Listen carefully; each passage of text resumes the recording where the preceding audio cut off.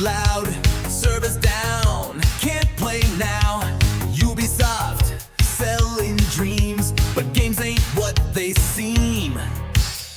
Riding fast, bought my pass, thought this game was built to last. Now it's gone, lights are red, paid for nothing, game is dead. Fake control, empty goal, taking cash is all they know.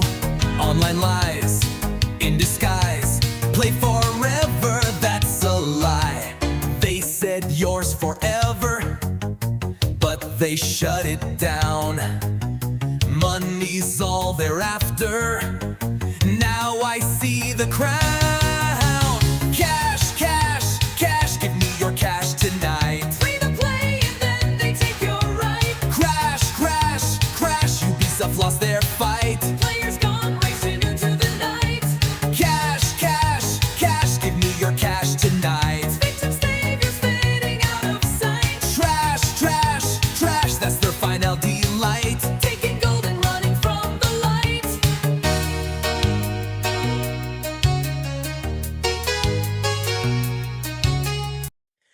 This now exists in official legal terms. Can you believe that, Maxie? I'm sorry, I just felt like opening up the video like Goofy because it takes like an absolute empty skull to buy into this. Ubisoft claims players don't own their video games in explosive ownership lawsuit over a racing game titled The Crew. You saw some of the footage there from the trailer in the beginning of the video here set to that very fun Eurobeat song. Let me know what you think down below. Anyway, this story is brought to us by M. Monotaro over at That Park Place. We'd like to thank them very much for this coverage because they bring to light this information right here. According to court documents reviewed by Polygon, Ubisoft's legal team stated, quote, "The reality is that consumers received the benefit of their bargain and were explicitly notified at the time of purchase that they were purchasing a license." The filing further claims that Ubisoft allegedly misled purchasers of its video game, The Crew, into believing they were purchasing unfettered ownership rights in the game, rather than a limited license to access the game. Ubisoft also argued that no actual harm occurred, dismissing the plaintiff's claims of false advertising, unfair competition, stating there was no cognizable injury. All right? Hold it. It looks like 73% of you watching this aren't subscribed. Time to click that button. You know where to find it. So all that, what that really means down in the beginning here, way back at the beginning, because as M. Monotaro points out here, it was 2014 when this whole franchise got off the ground, and they wanted $60 out of you back then to get a hold of this.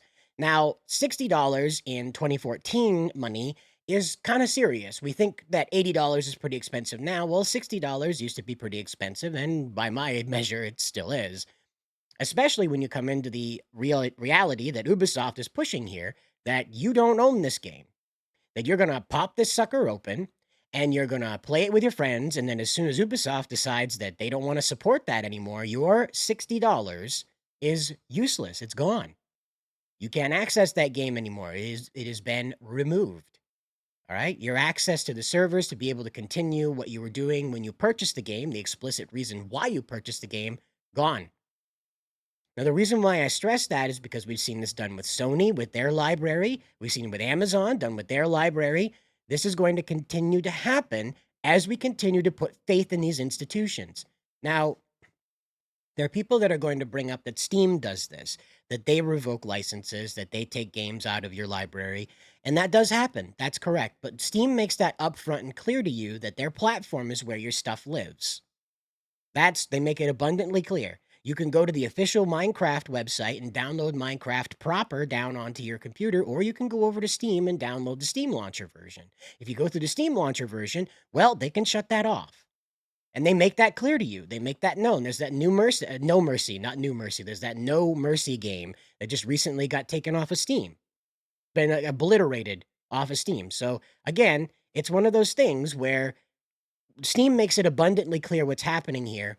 And instead, Ubisoft made it clear that you are paying full price by the way, for a game that you had a physical copy of, by the way. This wasn't one of those digital-only doodads they've got now. Back in the ye olde days of 2014, you had a big old plastic game case that you waddled around with, right? Had this sucker right here in your hands, and you were proudly marching out of Walmart, Best Buy, wherever you bought this thing from.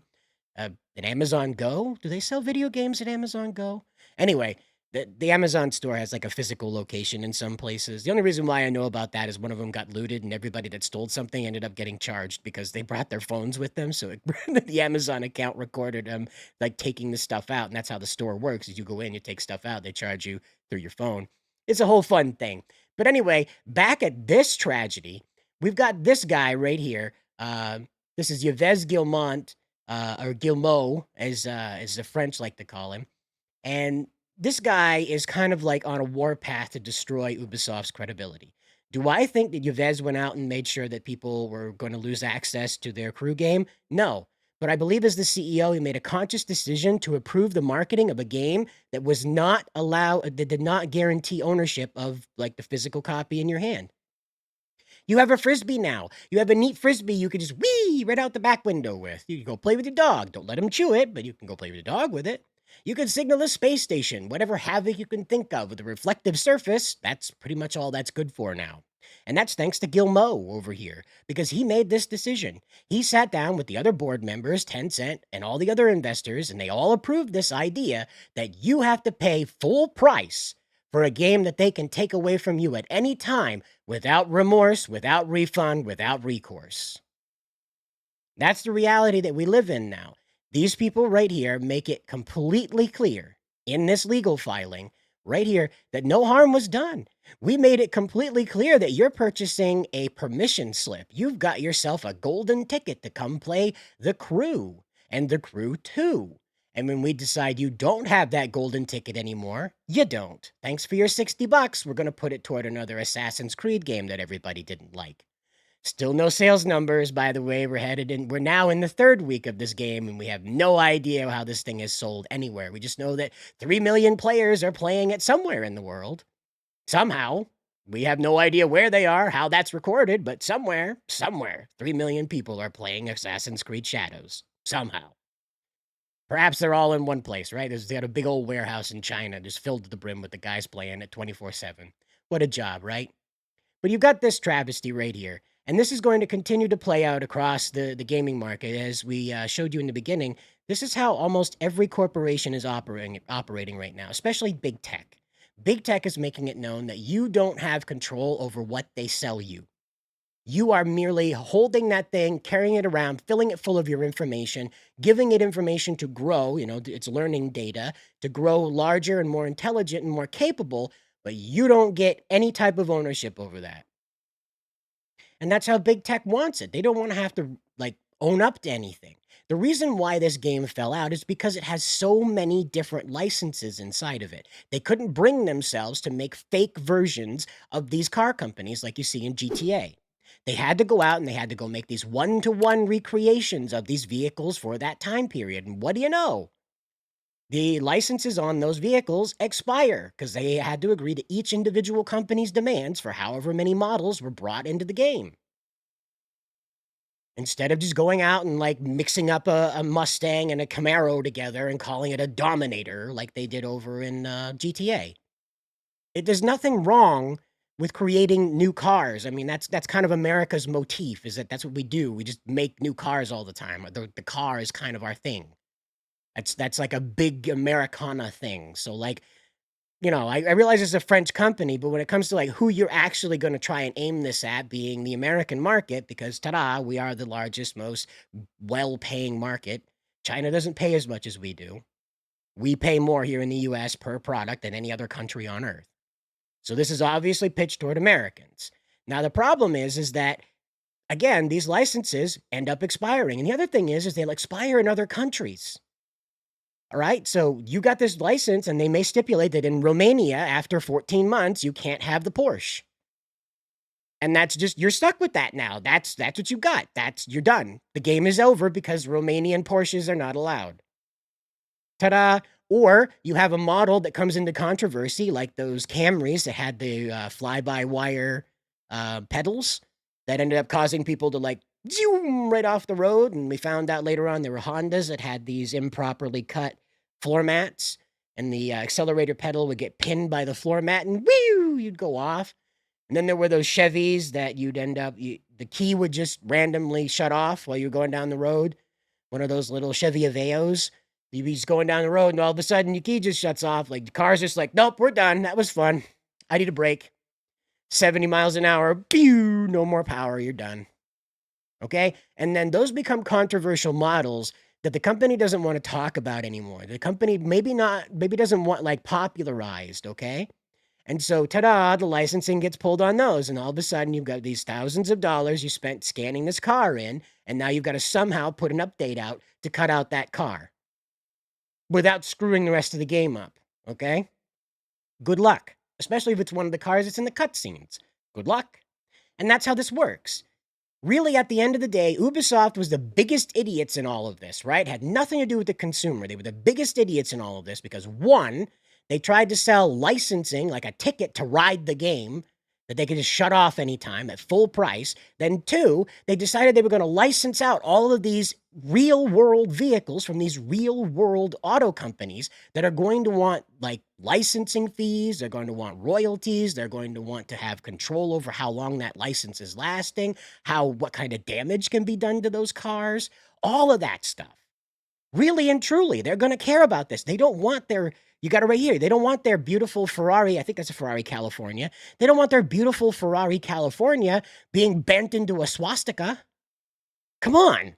And you know you can bend a car around however you like in these games.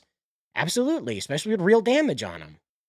So there you go. I mean, just when we zoom out on this, Ubisoft is entirely wrong on the whole front of this. And I think that's why they're trying to defeat this as fast as they can with as little blood as possible, because they don't want to talk about this anymore. They don't want you to realize that, in fact, there's probably legal stuff buried way down in all of their contracts and all of their agreements that they can pull this at any time. Over there at Assassin's Creed Shadows, you have to buy things. Yeah, there's a microtransaction market with Assassin's Creed Shadows, by the way, a single-player game. Anyway, you have that, and what ends up happening is that if they decide that, oh yes, this skin is controversial now, no more skin, thanks for your money. And that's what they do now. You don't own anything. You have the privilege of paying them money to say thank you for making the game. You don't own it. It's not yours. You got a piece of plastic up on your shelf? Neat. That's all it is. It's just a hunk of plastic. It doesn't mean anything. It doesn't matter it doesn't qualify as ownership. It's just a piece of plastic. And again, this is going to keep happening until we step away from these companies and let them fail. As long as they continue getting lifelines, they're going to continue abusing us. So what do? You let Ubisoft fail. You'll have to let me know what you think down in the comments below, but as always, guys, I wish you the best of luck out there.